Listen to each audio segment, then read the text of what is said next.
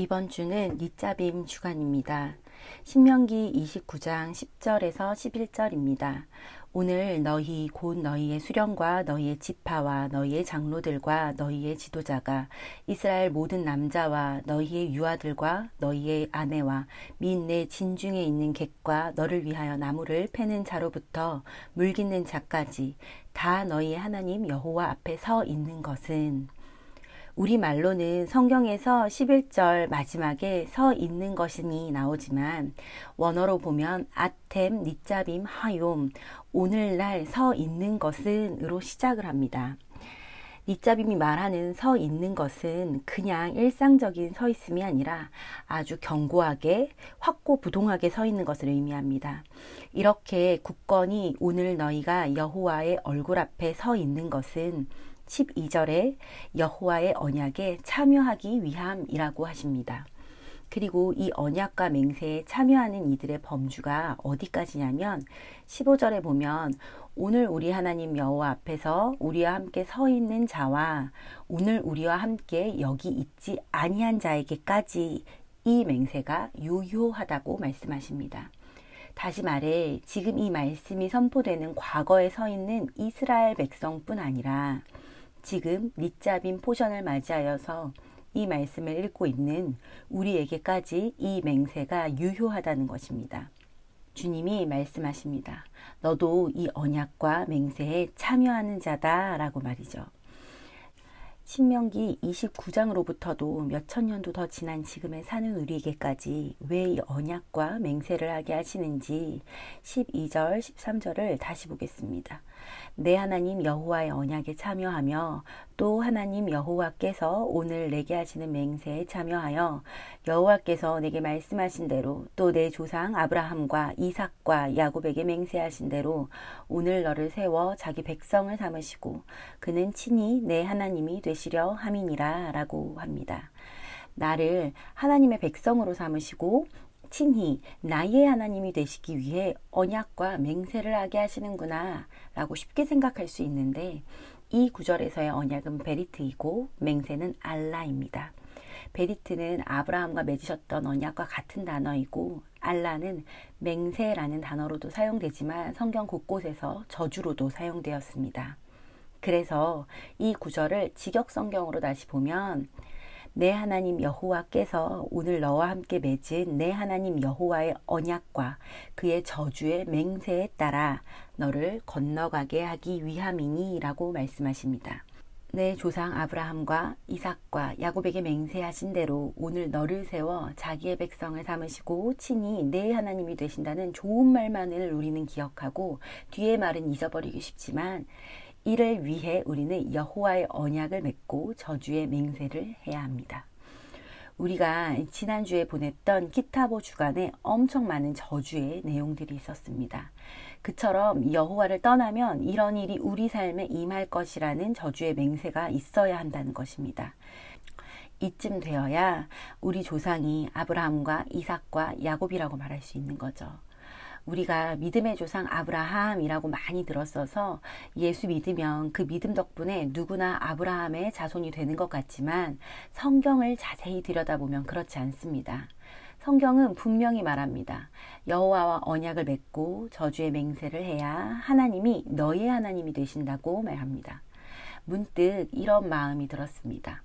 아니, 하나님이 약속의 땅 주시려면 그냥 좀 쉽게 주시고 어차피 아브라함 자손인데 그냥 인정해 주시지 왜 이렇게 조건을 많이 다실까 싶었습니다. 그런데 사실 이게 한 집안의 이야기이기 때문입니다. 최초에 베레시트로 시작하는 성경의 첫 번째 단어가 베트, 집입니다. 하나님의 집안의 이야기입니다. 세상에서도 아버지가 자기의 사업을 물려줄 때 자녀가 아무리 많아도 자기처럼 할 수 있는 자녀에게 물려주는 것처럼 하나님도 그러하십니다. 그래서 하나님이 콕 집어서 하나님의 나라의 유업을 내려주기로 약속한 사람이 바로 아브라함입니다. 그가 하나님의 나라를 유업으로 받기에 합당했던 것입니다. 그런 아브라함에게는 자녀가 여럿이 있었습니다. 그런데 하나님은 아브라함의 자녀로 이삭만을 인정하십니다. 로마서 8장 7절에서 8절입니다.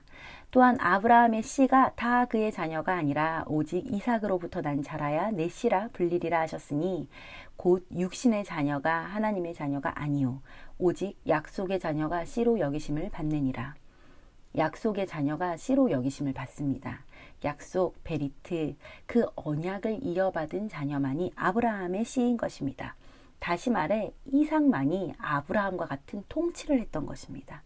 그리고 이삭의 장자인 에서가 아니라 아버지처럼 살았던 야곱에게 언약이 내려옵니다.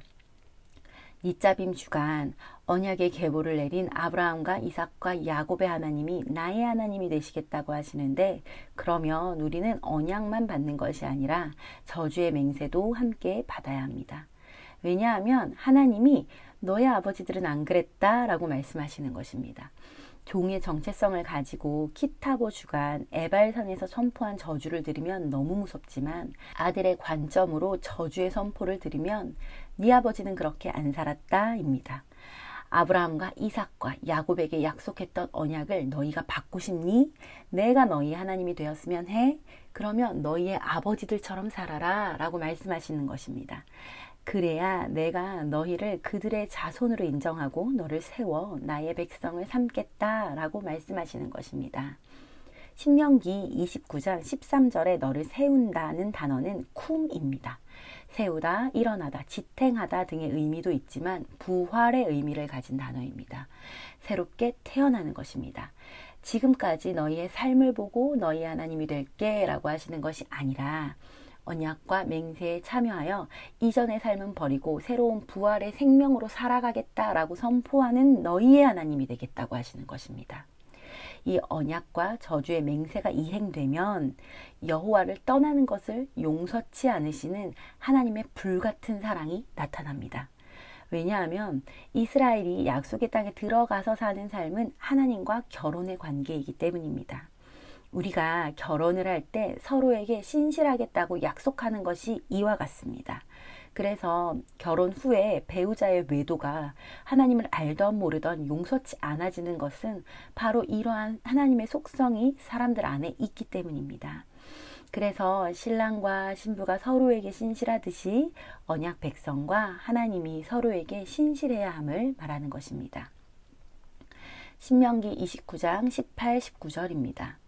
너희 중에 남자나 여자나 가족이나 집하나 오늘 그 마음이 우리 하나님 여호와를 떠나서 그 모든 민족의 신들에게 가서 섬길까 염려하며 독초와 쑥의 뿌리가 너희 중에 생겨서 이 저주의 말을 듣고도 심중에 스스로 복을 빌어 이르기를 내가 내 마음이 완악하여 젖은 것과 마른 것이 멸망할지라도 내게는 평안이 있으리라 할까 함이라.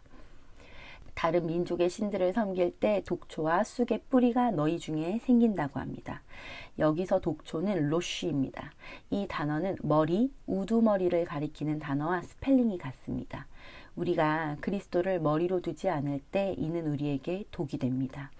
독의 뿌리와 쓴 뿌리가 우리에게 생기면 우리는 저주의 맹세를 했음에도 불구하고 에이 설마 정말 그렇진 않을 거야 라며 마음속으로 스스로 복을 비는 일이 생깁니다. 19절입니다. 내가 내 마음이 완악하여 젖은 것과 마른 것이 멸망할지라도 내게는 평안이 있으리라 할까 함이라. 완악한 것, 사라르는 마음이 멀리 떠난 것, 고집을 의미합니다. 그리고 젖은 것, 라베의 어근은 라바인데 물이 풍부하고 갈증이 없는 상태이며 시편 65편 10절을 보면 의인에게 주시는 축복을 의미합니다. 그리고 마른 것은 짜매인데 이사야서 55장 1절을 보면 의의 목이 마른 것, 갈망을 의미합니다. 다시 말해 19절은 내가 고집대로 살아서 의의 삶을 살 때 하나님 주셨던 그 풍성함이 없어지고 하나님의 의를 갈망하는 갈망함이 내 안에 없어질지라도 내게는 샬롬이 있을 거라고 스스로 복을 빈다는 말입니다. 우리가 익히 아는 샬롬은 그냥 주어지는 평화가 아니라 전쟁 후에 얻는 평화를 말합니다. 평화의 언약이 언제 성경에 나오냐면 핀카스가 음행을 한 시므리와 고스비를 죽였을 때입니다. 민수기 25장 12절입니다. 그러므로 말하라 내가 그에게 평화의 언약을 주리니. 핀카스가 창을 들었던 것은 여호와의 질투심으로 질투하여 하나님의 의를 위해 일어났던 것입니다. 그런데 신명기 29장 19절은 우리가 하나님의 의를 갈망하지도 않고 의의 삶을 살지도 않으면서 샬롬하기를 스스로 빈다는 것입니다.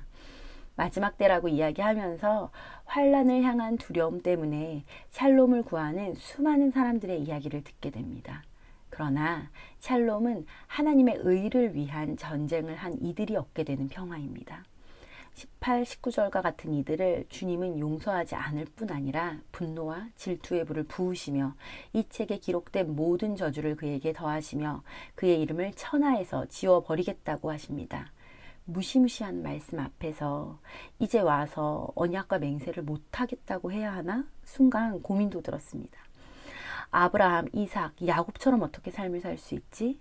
내가 의인들의 완전한 삶을 과연 살 수 있기는 한가? 못 살면 이런 저주를 받는다는데 의인들의 삶의 한 자락을 따라가는 시도는 할 수 있을 것 같은데 그 완전함에 다다를 수 있는지는 스스로도 의문이었습니다. 이런 제 생각을 아시는 것처럼 주님이 말씀하십니다. 신명기 30장 11절에서 12절입니다. 내가 오늘 너에게 명령한 이 명령은 내게 어려운 것도 아니고 먼 것도 아니라. 여호와의 명령을 행해야 하는데 하늘 저 먼 곳에 있네. 누가 우리에게 갖다 줄 수 있을까? 염려해야 할 것도 아니고 누가 저 먼 바다에 가서 여호와의 명령을 가져다 주어서 행할 수 있을까? 걱정해야 될 것도 아니다. 오직 그 말씀이 내게 매우 가까워서 내 입에 있으며 내 마음에 있은즉 내가 이를 행할 수 있느니라. 여호와의 말씀을 우리 입술에 두어야 하고 마음에 계속 새겨야 함이 이 때문입니다. 로마서 10장 10절입니다. 사람이 마음으로 믿어 의에 이르고 입으로 시인하여 구원에 이르느니라. 말로 계속 선포하는 것을 따라 우리는 살아가게 되고 마음에 있는 것을 행하게 되기 때문입니다. 19절 후반절입니다. 내가 생명과 사망과 복과 저주를 내 앞에 두었다. 너와 내 자손은 살기 위해 생명을 선택해라. 말씀하십니다. 살아가면서 우리 앞에 벌어지는 수많은 사건과 환경 가운데 우리는 계속해서 생명과 사망과 복과 저주를 선택할 기회가 주어졌음을 기억해야 합니다. 이때 우리는 아브라함과 같은 통치를 해야 합니다. 우리는 그때마다 생명을 선택해야 합니다. 나의 선택이, 나의 행동이, 나의 의도가, 나의 말 한마디가 생명을 그리스도께로 이끄는 것인지를 우리는 고민해야 합니다. 20절 내 하나님 여호와를 사랑하고 그의 말씀을 청종하며 또 그를 의지하라. 여호와를 사랑하고 아하브입니다. 그리고 말씀을 청종하면은 쉐마입니다. 말씀에 순종하는 것입니다. 또 그를 의지하라는 다바크입니다. 부부 관계에 사용하는 단어인데 착 달라붙는 것, 둘로 나뉠 수 없도록 완전히 하나가 된 것을 의미합니다. 이것이 우리가 하나님을 의지해야 하는 모양입니다. 밑잡임 주간 여호와를 사랑하고 그의 말씀을 청종하며 그를 의지함으로 여호와의 언약과 저주의 맹세에 참여하시기를 축복합니다. 그래서 하나님의 나라가 임하기 전에 먼저 그의 나라의 의의 삶을 살아내므로 샬롬을 얻는 아브라함의 자손들이 되시기를 축복합니다.